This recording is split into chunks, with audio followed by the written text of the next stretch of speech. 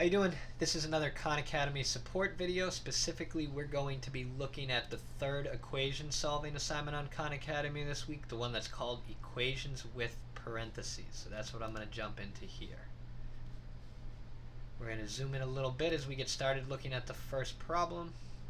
So the first problem, all of these assignments this week are asking us to solve equations, and we see the equation we're asked to solve says 7h needs to be equal to the opposite of 2h minus 18. So I'm going to write that equation down. We're going to talk about it a little before we start solving. It says 7 times h needs to be equal in value to the opposite, that's what a negative sign can mean, the opposite of 2h minus 18.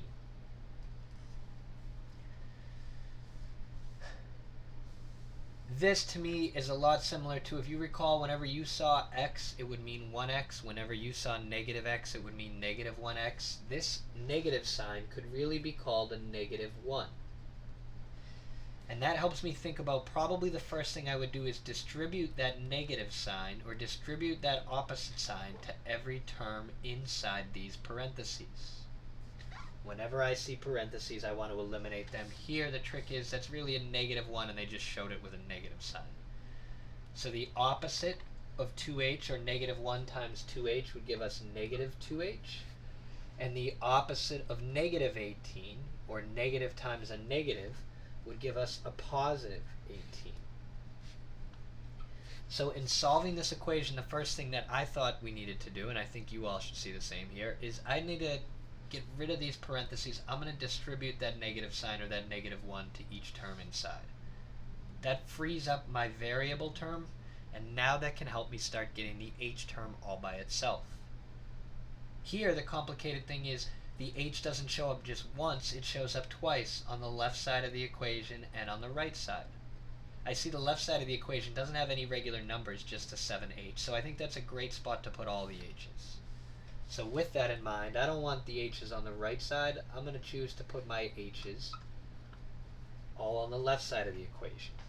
And adding 2h is how I eliminate the negative 2h that I did not want on the right side anymore. Now that the h's are together on the left side of the equation, they're gathered over there. 7 plus 2 gives us 9 h's. That needs to be equal in value to 18.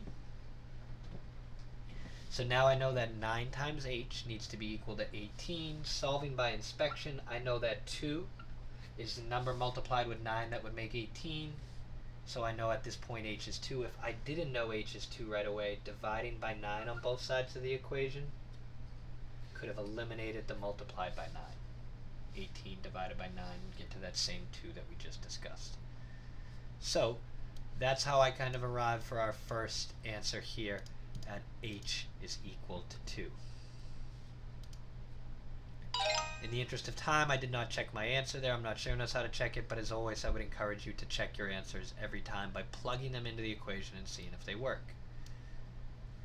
We're going to take a look at a couple more questions together.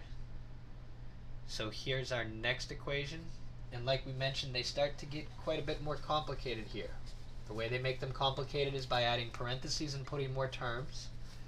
But our goal doesn't change. For this equation, we see it says 7 multiplied with 2e minus 1. And I struggle to draw e, so I'm going to call it an x. 7 multiplied with 2x minus 1.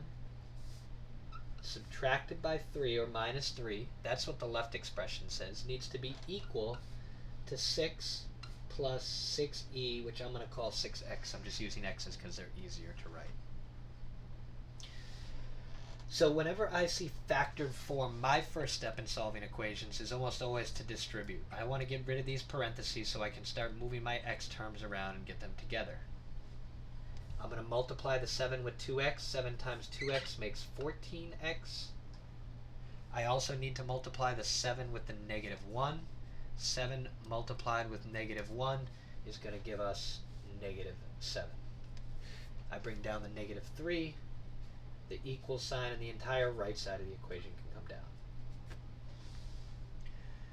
So now at this point, the equation's still complicated. There's 5 different terms, a lot going on, but at least I've gotten rid of the parentheses by distributing.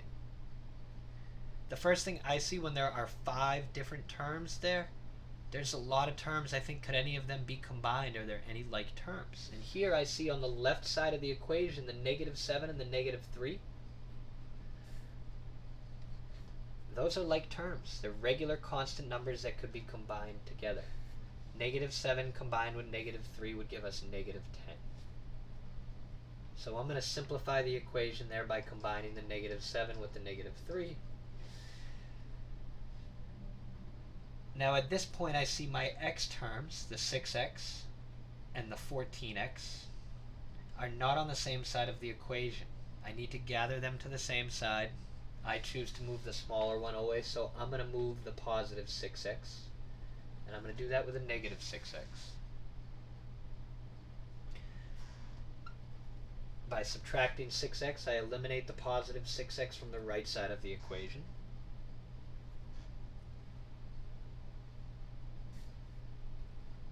And I now have 8x on the left side of the equation. Bring my -10 down. Now this is simplified enough that it should look like those 2-step equations we started with on the first assignment this week and that you worked on with Mr. Neville last year. The x's live on the left side, the 8x's, so I'm going to get rid of the -10 by using a +10.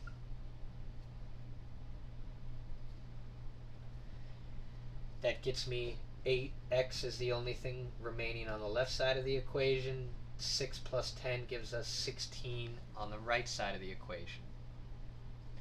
I know 8 times 2 would make 16, so I don't need to divide both sides of this equation by 8. That very last step would usually take. At this point I just know that x is equal to 2 based on the fact that 8 times x had to be equal to 16. I would encourage you to double check this at that point. I would plug the 2 back in here. 2 times 2 is 4. 4 minus 1 would be 3. 3 times 27 would be 21. 21 minus 3 would be 18. I did a lot of mental math there. I would encourage you to write it out, but if I plug this 2 in for x, I get 4 minus 1, which is 3. 3 times 7, which is 21, and 21 minus 3, which would be 18. So I know I'm going to write that in orange here. The left side would become 18 if I plugged in a 2 for x. And if I plug that 2 in for x on the right side, 6 times 2 would be 12, and 12 plus 6 would also be 18.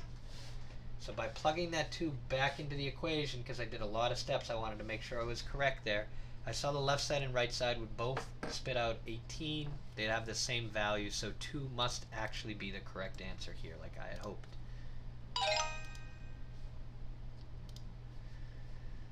We're going to do one last question.